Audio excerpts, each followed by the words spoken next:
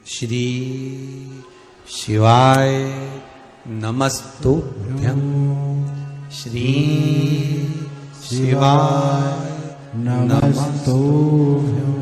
भाइयों और बहनों, कई बार हमारे जीवन में ऐसी घटना हो जाती है जो हमें अंदर तक तोड़ देती है। कभी हमारी कोई कीमती वस्तु कहीं खो जाती है, कभी हम उसे कहीं रख कर भूल जाते हैं, और कभी कोई व्यक्ति हमारी मेहनत की कमाई, हमारी प्रिय वस्तु चुरा कर ले जाता है। उस समय मन बेचैन हो जाता है, रातों की नींद उड़ जाती है। बार बार यही लगता है, काश मेरी वह चीज़ मुझे वापस मिल जाए। लेकिन सनातन धर्म में महादेव की कृपा से ऐसे कई दिव्य उपाय बताए गए हैं जो असंभव को भी संभव बना देते हैं। आज मैं आपको एक ऐसा ही चमत्कारी उपाय बताने जा रहा हूँ जिसे श्रद्धा और विश्वास से किया जाए तो वर्षों पहले खोई हुई वस्तु भी वापस मिलने लगती है। ये उपाय साधारण नहीं है।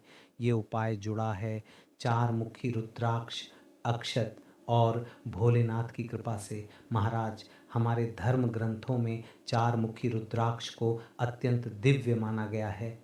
ऐसा कहा गया है कि यह रुद्राक्ष भगवान ब्रह्मा का स्वरूप माना जाता है, और जब यह शिव कृपा के साथ जुड़ता है तो खोई हुई चीज़ों का पता लगाने में अद्भुत सहायता करता है। कई लोगों ने इस उपाय को करके अपनी खोई हुई ज्वेलरी वापस पाई, चोरी हुआ पैसा वापस मिला, यहाँ तक कि महत्वपूर्ण दस्तावेज भी मिल गए। लेकिन ध्यान रखिए, उपाय तभी काम करता है जब आपके मन में पूर्ण विश्वास हो। इस उपाय को करने के लिए आपको केवल दो चीज़ों की आवश्यकता होगी, चार मुखी रुद्राक्ष और अक्षत यानी पूजा के चावल। ध्यान रहे, रुद्राक्ष चार मुखी ही होना चाहिए।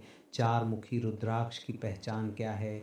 इसमें चार स्पष्ट रेखाएं होती हैं जो इसे चार बराबर भागों में विभाजित करती हैं, और अक्षत का अर्थ होता है जो टूटा हुआ ना हो। पूजा में इस्तेमाल होने वाले साबुत चावल ही अक्षत कहलाते हैं। इन दोनों वस्तुओं को लेकर आपको यह उपाय करना है। इस उपाय को आप सोमवार, प्रदोष या किसी भी शुभ दिन की रात में कर सकते हैं। लेकिन यदि आप इसे सोमवार को करते हैं तो इसका प्रभाव और भी अधिक माना जाता है। उपाय करते समय स्नान करके स्वच्छ वस्त्र अवश्य पहनें। मन में क्रोध, घबराहट या नकारात्मक विचार नहीं होने चाहिए। अब सबसे महत्वपूर्ण बात, आपको अपने घर के केंद्र बिंदु यानी सेंटर पॉइंट पर जाना है। घर का जो बिल्कुल मध्य स्थान होता है वही ऊर्जा का सबसे शक्तिशाली स्थान माना जाता है।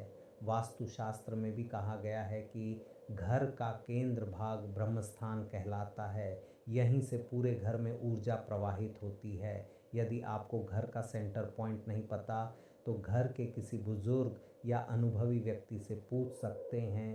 अब ध्यान से सुनिए, एक साफ कटोरी में अक्षत रख लीजिए, उसके ऊपर चार मुखी रुद्राक्ष रख दीजिए, फिर दोनों हाथ जोड़कर भगवान शिव का स्मरण कीजिए।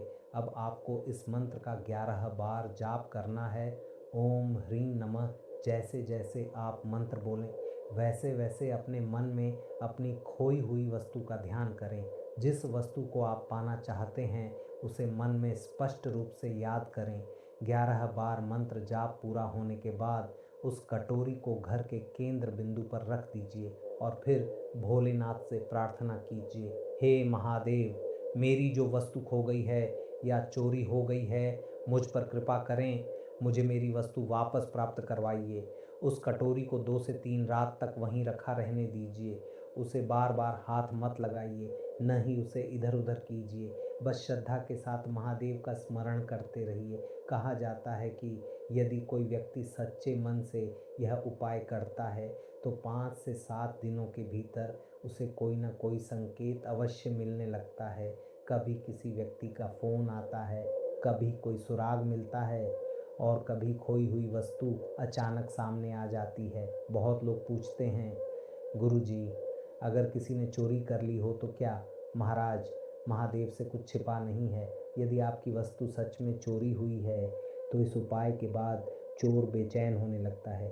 कई बार वह स्वयं वस्तु लौट आने की कोशिश करता है, या फिर आपको ऐसा सुराग मिलता है जिससे वस्तु तक पहुंचना आसान हो जाता है।